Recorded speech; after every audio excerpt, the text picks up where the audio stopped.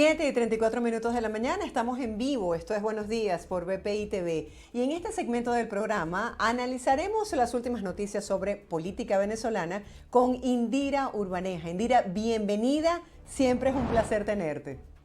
Siempre es un gusto estar contigo y tu audiencia, querida.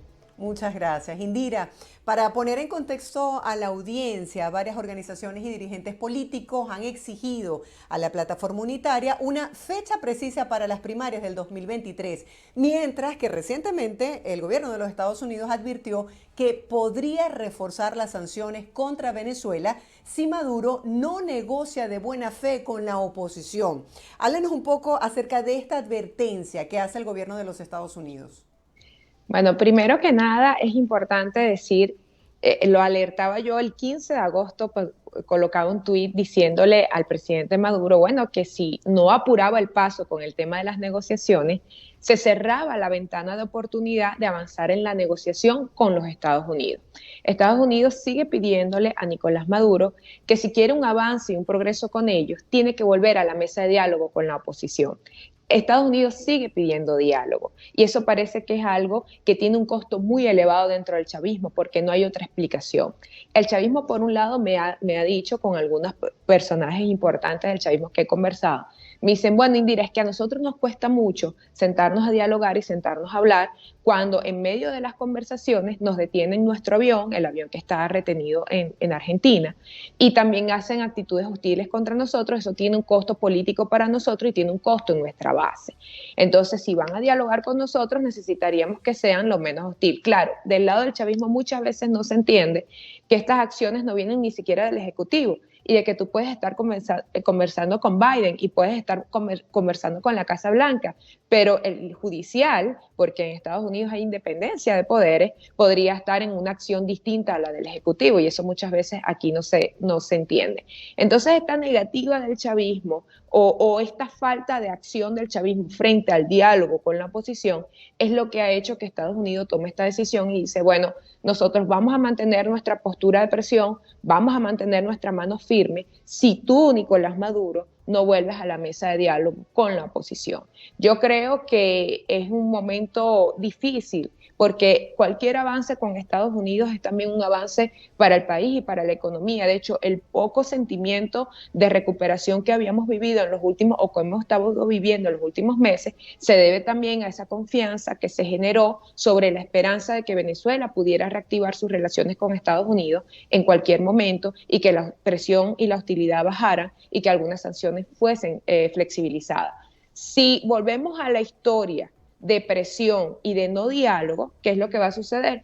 Que los negociantes, los comerciantes, perdón, los inversionistas vuelven a tomar miedo y vuelven a dar dos pasos hacia atrás, y el poco sentimiento o los pocos vientos de cambio que hemos vivido en los últimos meses podrían entonces retroceder y volver a el mismo escenario que teníamos el año pasado.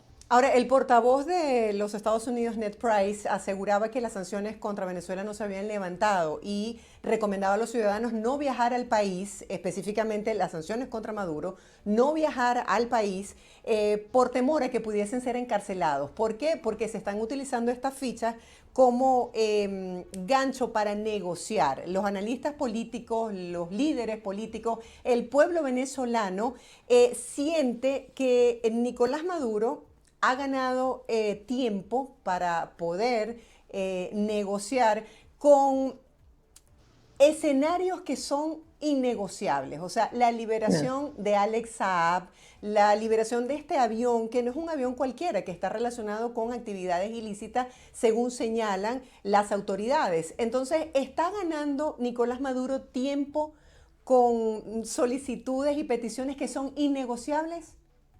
Mira, yo creo que están poniendo un costo muy alto al proceso. Esto es válido en los procesos de negociación, que de repente tú pongas un poco de distancia para ver si logras ganar un poco más del proceso. Eso pudiera ser válido como estrategia, pero creo que en este momento esa no es la estrategia correcta. Y se lo digo abiertamente a la gente del gobierno. ¿Por qué? Porque Estados Unidos va a sus elecciones en noviembre, elecciones de medio tiempo, como se dice, y esas elecciones pueden cambiar el escenario para los demócratas, que han estado más abiertos a conversar con Nicolás Maduro y su gobierno. Y en caso de que los republicanos ganen con mayoría, entonces todos los adelantos de diálogo, de encuentro y de negociación que se han venido dando hasta ahora pudieran sufrir un revés.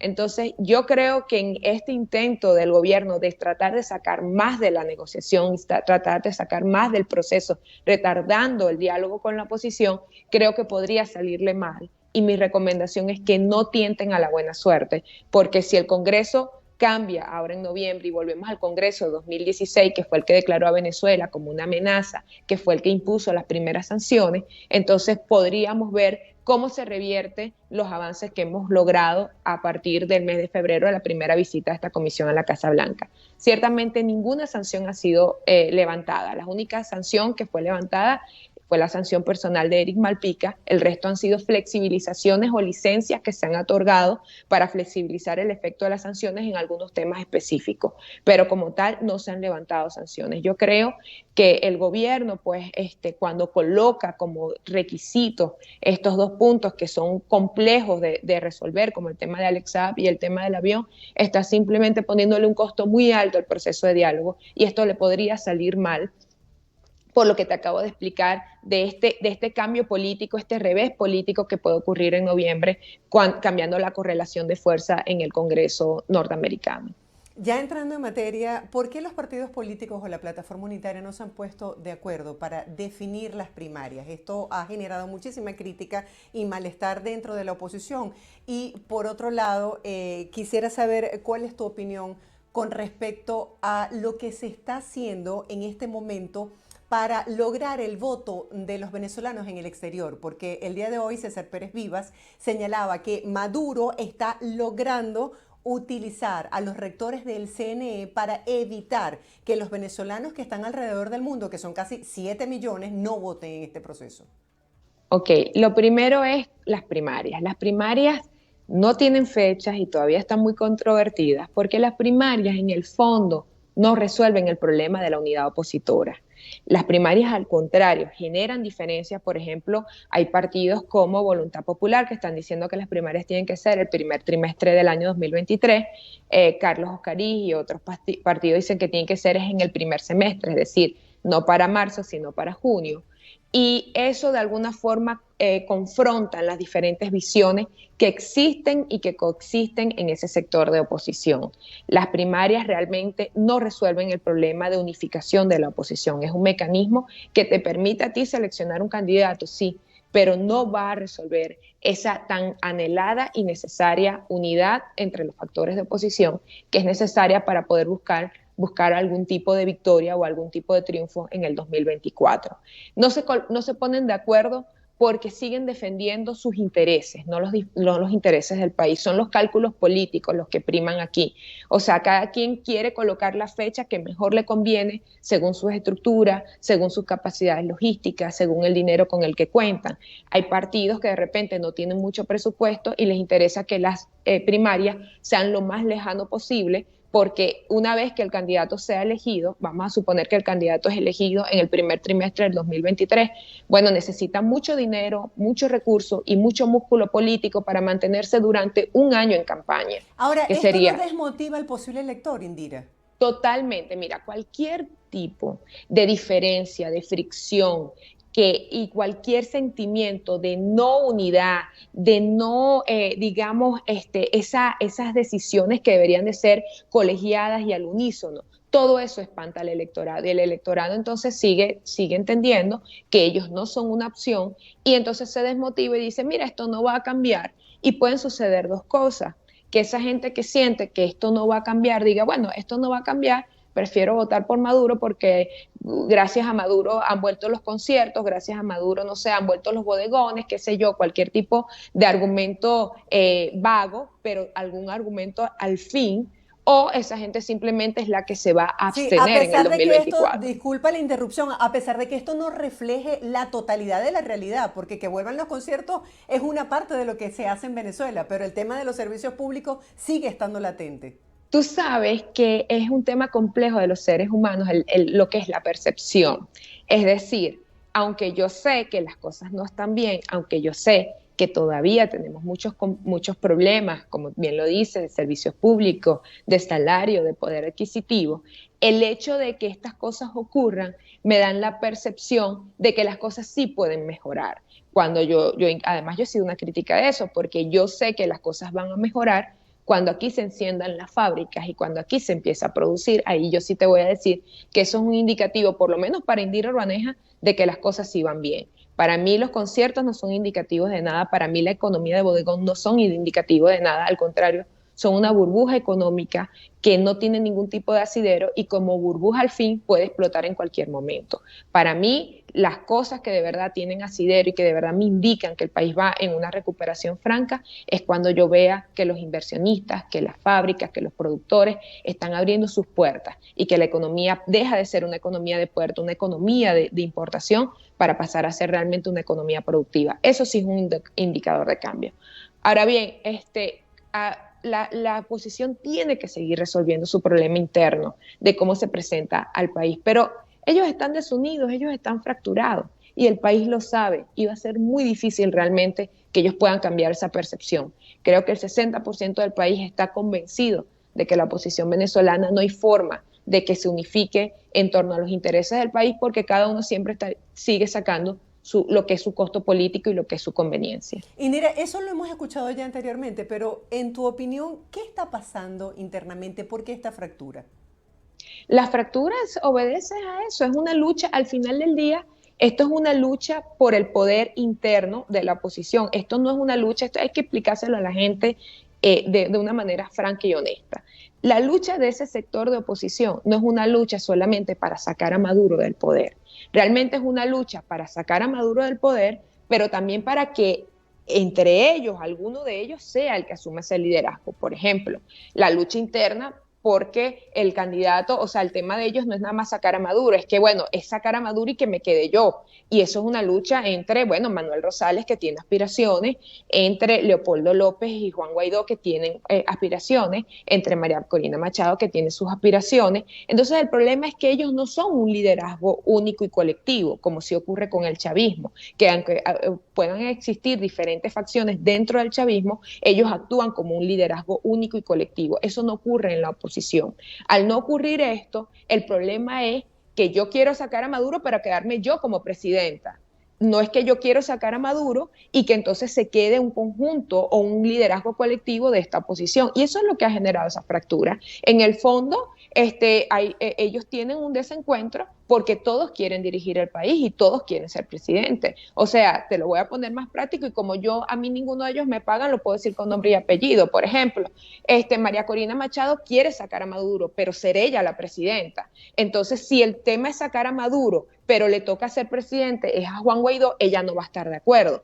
Juan Guaidó quiere sacar a Maduro del poder, pero si él no es el presidente, él no va a estar de acuerdo con que sea Enrique Capriles el presidente. Entonces, ese es el gran problema y el gran dilema de la oposición, que ellos están unificados. Ellos salir de Nicolás Maduro, pero no coinciden en la necesidad de generar una alternativa única para tomar el poder. Claro, y los intereses personales siguen prevaleciendo por encima del interés del colectivo. Totalmente, totalmente. O sea, el problema sigue siendo que si yo no soy la presidenta, que si yo no soy la solución, entonces es preferible que las cosas sigan como están. Y eso, si al gobierno lo tildan o lo acusan de querer ganar tiempo políticamente en muchas cosas, del lado de oposición también ocurre exactamente lo mismo. Ellos también tratan de ganar tiempo entre ellos para ver quién puede quedarse con la silla.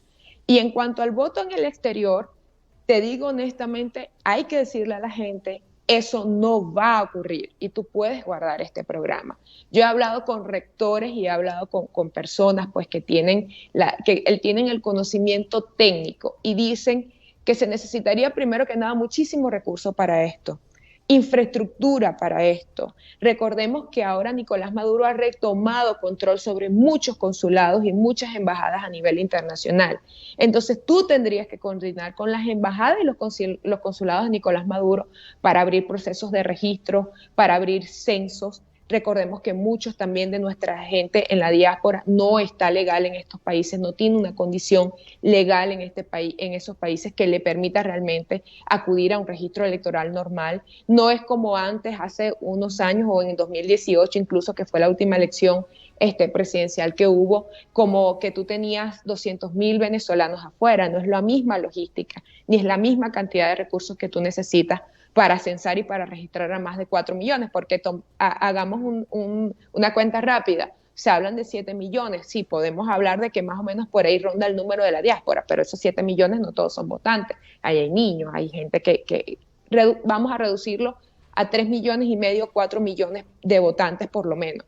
Es una logística muy grande lo que se necesita aquí y necesitarías un despliegue técnico muy grande y muy importante. Y allí no hay acuerdo entre oposición y gobierno para lograr poner en los fondos, porque pudiera ser que el interinato le diga a Nicolás Maduro, bueno, vamos a hacer algo.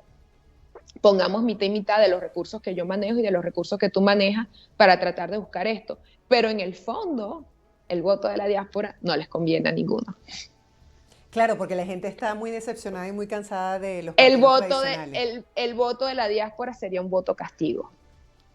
Entiendo. Realmente. Indira, hay mucha expectativa en los venezolanos desde que Petro asumió el poder. Petro ha hablado de la reactivación en la zona fronteriza, de la reactivación comercial, de la apertura de algunos vuelos comerciales que se estarían restableciendo con Venezuela, y también ha hablado más recientemente sobre el tema migratorio. Diosdado Cabello le hizo la petición a Petro de extraditar a los opositores que ellos consideran ladrones o que han atentado contra el gobierno, y Petro dijo que en su país se respetaba el derecho al refugio. ¿Qué piensas sobre estas declaraciones?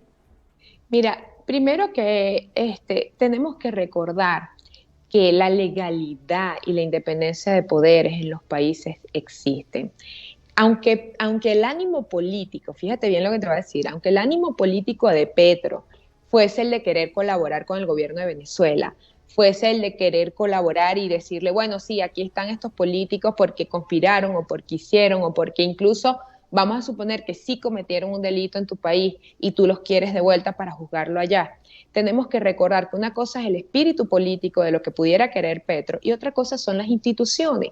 Y Petro no va a entrar en un conflicto institucional cuando está recién estrenado en el poder, cuando está sentado, como digo yo, en un polvorín, porque tampoco es que Petro llegó a gobernar Colombia holgado. Petro todavía tiene muchos obstáculos internos que resolver. Recordemos que las Fuerzas Armadas, las instituciones colombianas y todo lo que es incluso la clase política que hoy pasó a ser oposición en Colombia, no son instituciones fáciles y tampoco van a permitir entonces que Petro utilice o manipule los poderes del Estado para dar ciertas complacencias o cierta flexibilidad política con sus aliados o sus amigos políticos o sus afines políticos. Entonces no es un tema de si Petro quiere hacerlo o no, es un tema de qué le conviene a Petro hacer. Y en este momento hoy a Petro no le conviene en lo absoluto entrar en un dilema institucional para devolverle a Venezuela, al gobierno venezolano, ningún tipo de político que tenga legalmente un asilo o una condición legal de protección en Colombia. Y eso lo tiene que entender el gobierno venezolano. No es un tema de Petro, sino es un tema del costo político que eso tendría para Petro en este momento. La migración venezolana se ha incrementado. De hecho, este lunes parte una nueva caravana desde México con la intención de llegar aquí a Estados Unidos. ¿Tú piensas que Petro de alguna manera va a exigirle a la administración de Nicolás Maduro que tome cartas en el asunto para tratar de frenar la migración? No es que debe, tiene que hacerlo. Y tienen que hacerlo además, yo creo que es hora, y yo le sugiero al gobierno de Nicolás Maduro que nombre una especie de enviado especial para el tema migratorio y que este enviado se pueda reunir con los diferentes presidentes o con las diferentes instituciones respectivas en estos países para ver cómo se empieza a hacer un trabajo binacional, un trabajo conjunto para la atención de la migración. Hay que hacer una diferenciación. No tenemos en este momento olas migratorias saliendo de Venezuela en este instante. Eso ha disminuido un poco.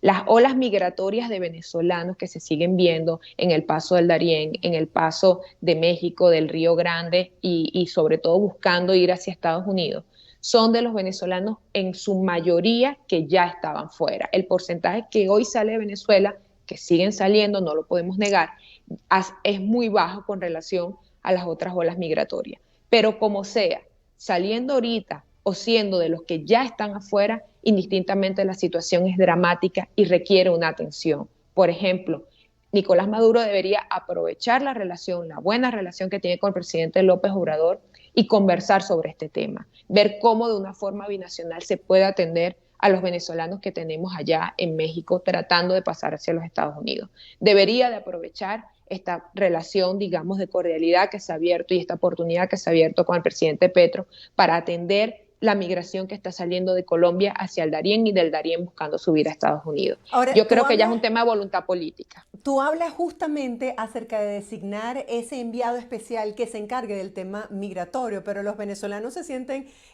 muy frustrados porque no han visto una política efectiva en el sentido de que muchísimos personeros del madurismo se han referido al tema migratorio en torno de burla. Han señalado que la gente está haciendo turismo, que no hay nada mejor como Venezuela. Recientemente compararon a Miami, Maduro diciendo que era una calle de venida y una calle de vuelta, invitando a los venezolanos aquí en Estados Unidos a visitar La Guaira. O sea, es una especie de show como se ha manejado el tema de la migración venezolana. Yo lo lamento y le hago un llamado de reflexión a las autoridades nacionales. Detrás de nuestra diáspora hay mucho dolor y hay mucho resentimiento. Yo sería incapaz y no estaría de acuerdo y no apoyaría de ninguna forma ningún tipo de discurso y ningún tipo de acción que vaya en detrimento de nuestra diáspora, porque detrás de esa gente hay mucho dolor, hay mucho sufrimiento, engañados, no engañados, que salieron buscando algo mejor, que salieron por el motivo que fuese.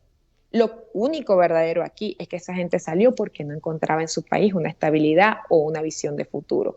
Y eso es un sentimiento que hay que respetar. Más bien hay que abrirle los brazos a esa gente, hay que abrirle el corazón a esa gente, porque ellos han sido la parte más débil y más afectada de toda esta guerra entre gobierno y oposición, porque yo sí creo que la oposición venezolana, sobre todo la que está organizada en torno al G4 y el interinato, también tiene su cuota de responsabilidad en el tema migratorio, en el tema de la diáspora. ¿Por qué?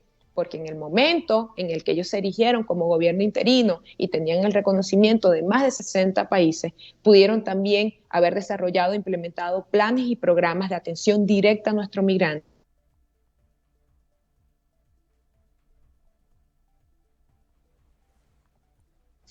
a nuestra gente. Entonces yo también creo que de alguna forma del lado de oposición se utilizó políticamente el tema de la diáspora, de la migración para ir en contra de Nicolás Maduro y se olvidaron de que esos que estaban utilizando para números, para estadísticas y para decir que en Venezuela había una gran crisis, al final del día olvidaron que son seres humanos. Sí, tú bien lo decías. Yo pienso que la mayoría de las personas que decidimos emigrar no fue porque quisimos, sino porque nos vimos en la obligación de hacerlo. Hay Total. un tema que tú bien lo comentabas anteriormente y que ha servido como una especie de ficha de canje para el proceso de negociación y tiene que ver con este avión de Entrasur. ¿Qué se sabe sobre el caso de este avión venezolano-iraní? Mira, se ha tejido toda una complejidad sobre ello porque el origen del conflicto o como lo plantean jurídicamente dentro de Argentina está más enraizado con el tema de que el avión tiene un origen iraní más que venezolano. De hecho, yo hablaba con algunos diplomáticos argentinos y me decían, Indira, esto no es un tema tanto de Venezuela, es un tema de verdad del origen iraní que trae el avión. Al final del día, esto pudiera ser cierto, porque tú dices, bueno, si el presidente Fernández había mantenido, el presidente de Argentina había mantenido una relación de cordialidad hasta ahora con Nicolás Maduro, entonces tú dices, bueno, ¿por qué hubo este cambio de seña? Bueno, porque quizás Argentina pudiera dejar pasar algunas cosas que tengan que ver con Venezuela, porque quizás Venezuela ha sido un aliado importante de Argentina durante mucho tiempo. Pero lo que sí no está dispuesto a pasar el gobierno argentino, o el costo tanto interno como externo es muy grande, es el origen del avión, que es un avión iraní, es un avión además que lo que plantean o lo que se habla allí pues que es un avión que está ligado a algún tipo de operaciones que no están abiertamente claras. Ahora, tú hablas con el gobierno, como yo he conversado con algunas personas del gobierno venezolano, y me dicen que eso es un avión humanitario, que en ese avión se han traído la mayoría de las vacunas que llegaron a Venezuela, que es un avión que ha servido para llevar ayuda humanitaria a Haití, a Surinam, a esto. Entonces, claro, cada parte y cada una de las partes del conflicto tiene su historia que poner allí. Lo cierto es que no hay forma, aunque el hecho no sea político, no hay forma de que no se politice. Vamos a suponer que de fondo, si hay un tema con el avión, si hay un tema de ilícitos alrededor de ellos, pero al final del día es lo político lo que priva y es lo político lo que se impone. En este momento, ¿cuál es la percepción de la población venezolana sobre el tema político, sobre las primarias, sobre el proceso de negociación? Tú que te la mantienes pateando la calle, como lo decimos de alguna manera, consultando la opinión de la gente, buscando esas nuevas opciones de liderazgo, ¿qué piensa la gente en este momento? Mira, dos cosas importantes. La gente no es que se cansó de la política, la gente está cansada de los políticos, eso es lo primero. Si aparece una opción que llene de esperanza y capaz de venderle un sueño real, porque lo que la gente no está ahorita en disposición es de seguir dando cheques en blanco a ningún sector ni a ningún político, capaz de revivir ese sentimiento, aquí va a haber una votación masiva, porque la gente sí quiere votar, la gente sí quiere que haya un cambio. 9 de cada 10 venezolanos quieren que algo suceda en Venezuela.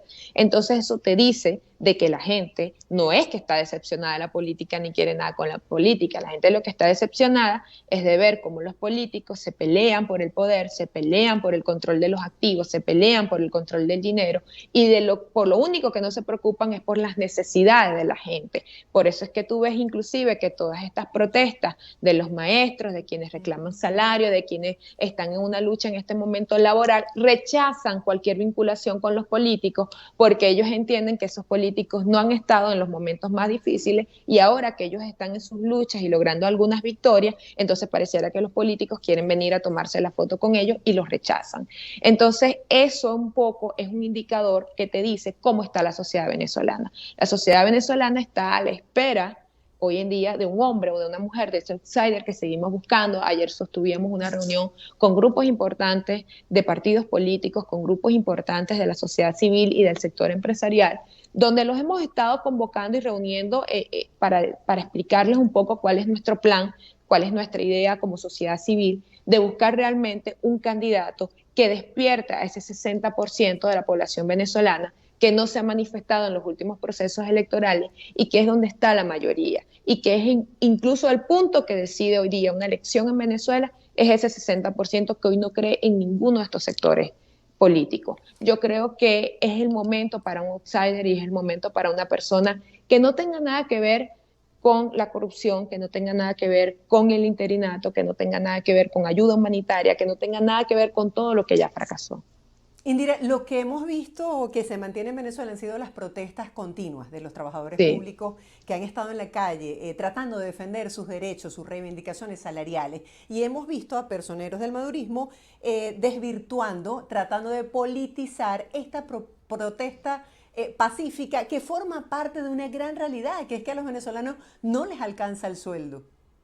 Bueno, porque es un error, fíjate que son dos errores que yo le acotaría al gobierno y le diría muy mala estrategia.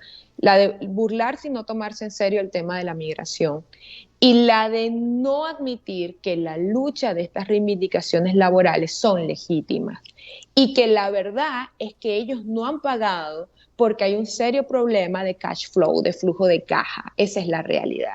Pero yo, gobierno, me vería mucho mejor y me vería más comprometido con mi gente si salgo y digo la verdad. Incluso te lo voy a decir como yo te voy a escribir el guión como lo podrían decir ellos. Yo podría decir incluso, miren, en base al bloqueo, a la guerra económica, al imperio, hoy no tenemos el flujo de caja para pagar ese dinero.